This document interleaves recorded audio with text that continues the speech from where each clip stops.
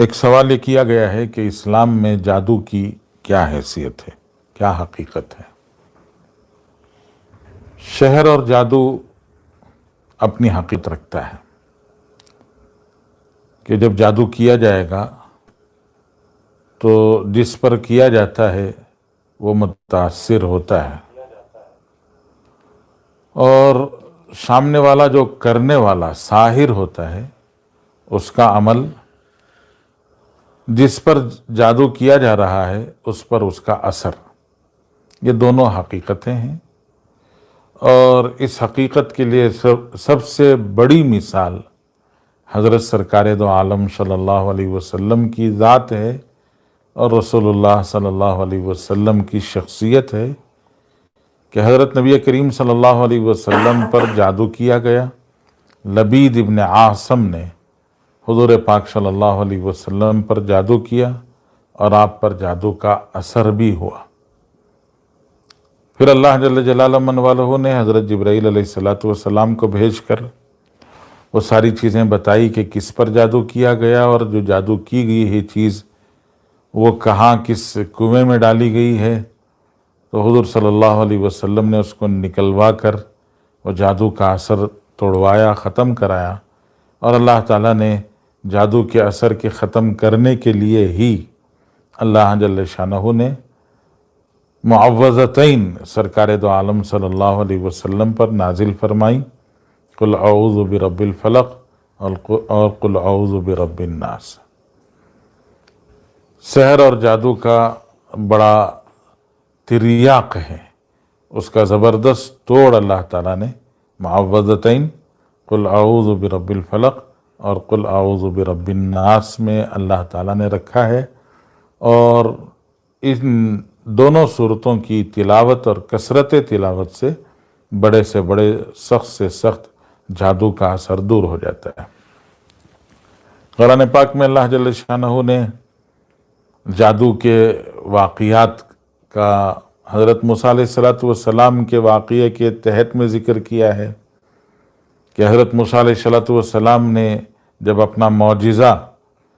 کہ آپ عصا ڈالتے تو عصا سانپ میں بدل جاتا تھا،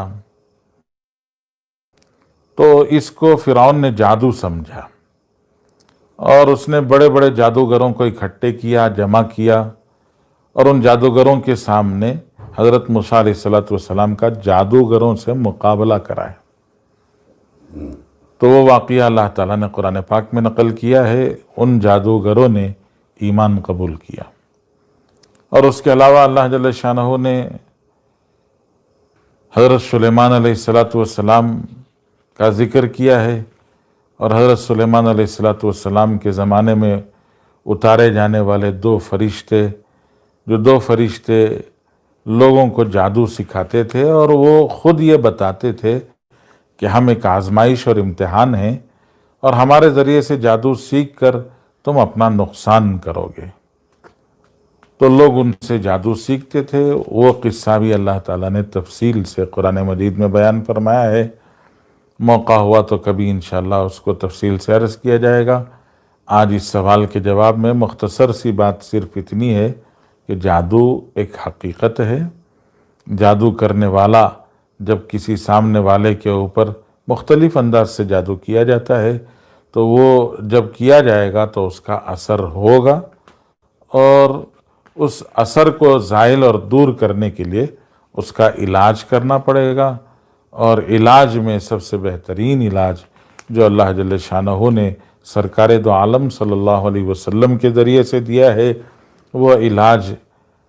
معوذتین ہے۔ اور اس کے علاوہ حضرات علماء نے، حضرت شیخ الحدیث رحمۃ اللہ علیہ نے قرآن پاک کی ان آیات کو جو احادیث طیبہ میں شفا اور علاج کے طور پر، سحر، نظر، آسیب وغیرہ کے علاج کے طور پر جو مختلف آیات وارد ہوئی ہیں، احادیث میں جن کی فضیلت نقل کی گئی ہے، ان تمام آیات قرآنیہ کو جمع کیا اور اس کو ایک چھوٹا سا کتابچہ بنایا، اور اس کتابچے کا نام منزل رکھا گیا ہے۔ وہ چھوٹا سا کتابچہ منزل، وہ بھی سحر اور جادو، آسیب، نظر، ان تمام چیزوں کے لیے بہت ہی کارگر ہے۔ رقیہ کے نام پر کچھ آیات قرآنیہ کی تلاوت بھی آج کل الحمدللہ مل جاتی ہے۔ اس رقیہ کی تلاوت، ان آیات کی تلاوت کرنے سے بھی فائدہ ہوگا اور ان آیات کے سننے سے بھی نفع ہوگا۔ اللہ جل شانہ سے ہم سب کی دعا ہے اللہ تعالیٰ ساحروں کو سحر اور جادو کرنے سے توبہ کی توفیق عطا فرمائے، اور اللہ جل شانہ اللہ تعالیٰ جن کے اوپر جادو کیا گیا ہے ان کو جادو کے اثرات سے محفوظ فرمائے۔